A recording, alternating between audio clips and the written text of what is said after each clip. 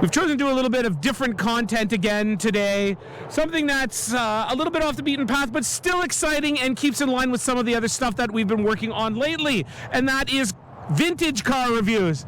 And we've got one arriving right now. Hello. So this is Tim's Daily. You have owned it for how many years now? This is the third summer. And give us a little bit of a backstory on the acquisition. Maybe 20 years ago now, friends of mine sold their Honda, and it was in perfect shape. And they sold it for next to nothing. And these were lifelong parents of friends. I told them that day when they bought this car that when it came time to sell it, I would like to be first in line. Whenever I would see them, I wouldn't bug them. Maybe once every 2 or 3 years, I'd just remind them. And they were cool with it. They said, sure.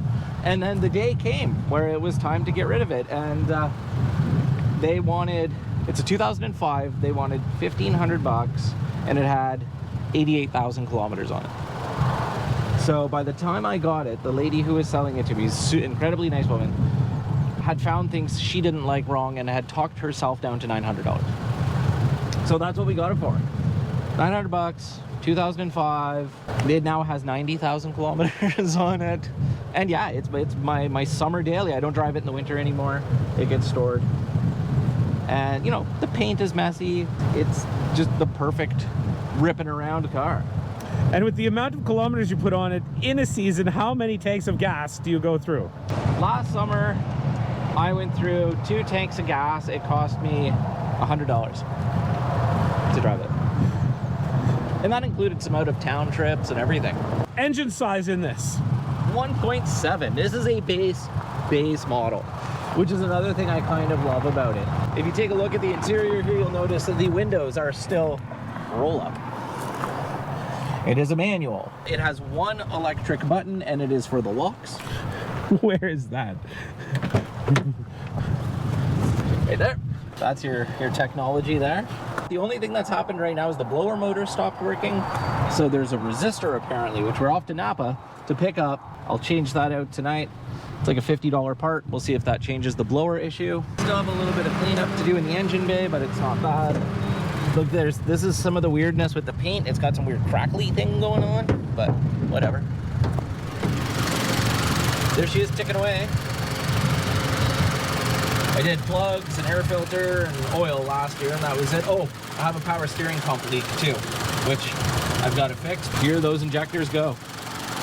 Pretty straightforward and simple, easy to work on. Very, yeah. Now, that's kind of one of those things that's trending right now, right? With all these cars that are coming out that are new and expensive with a ton of electronics in them, it's pretty hard for like the DIY guy to fix anything. So people are trying to find these types of vehicles. That's why it's a great summertime daily drive. They're great in the winter too. I mean, there's absolutely nothing wrong with them. Where we live though, unfortunately, winter just eats vehicles.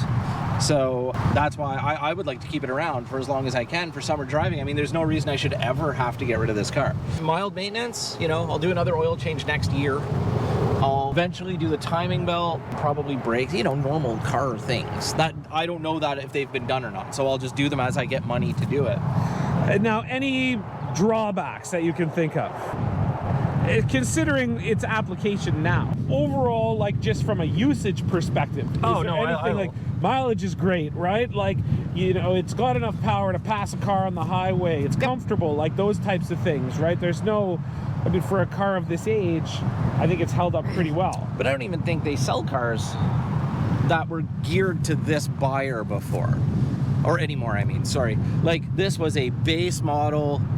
You know, drive it off the lot. The car was probably $12,000 new, and I just don't think that exists anymore. I don't think there is anything you can get that has no accessories, and you just get in and drive it.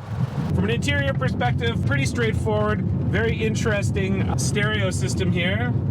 So I obviously disconnect the battery when it's stored, and it has an interesting safety feature. If you try to turn it on now, it just says code. So no one, this was the old school, no one can steal your stereo methods, right? That's because it's a 6-disc changer, is it not? Is that just, or are those just buttons? No, it's a changer somewhere. I think it might be in the trunk. There's one here, and then there's a bunch of them. Oh, interesting. Ride's pretty smooth. I just inflated the tires. They were all low. You've got all your modern day conveniences like cup holders. Wow. It does have like an accessories port, so you know, you're at that age with it. It's not a cigarette lighter anymore. It's crazy to think, though, that at this point in time, this would be considered a survivor car.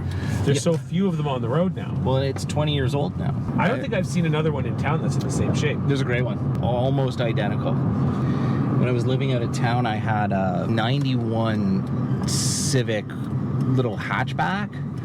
Man, it was an automatic though, but living in a city, that car was basically a go-kart, and it was, I think, one of the most fun times I've ever had driving a car. Was that thing. It was just great, and it looked like it had been through the war, so no one would park near you. They just assumed you were gonna ding their door or something because you just didn't care about your car. And man, that car never skipped a beat. What ended up happening was it rotted in half. I think a lot of Hondas instead, they run forever, but the bodies don't hold up. If it was us today, I would have never let that car go. But once again, it was a $400 car.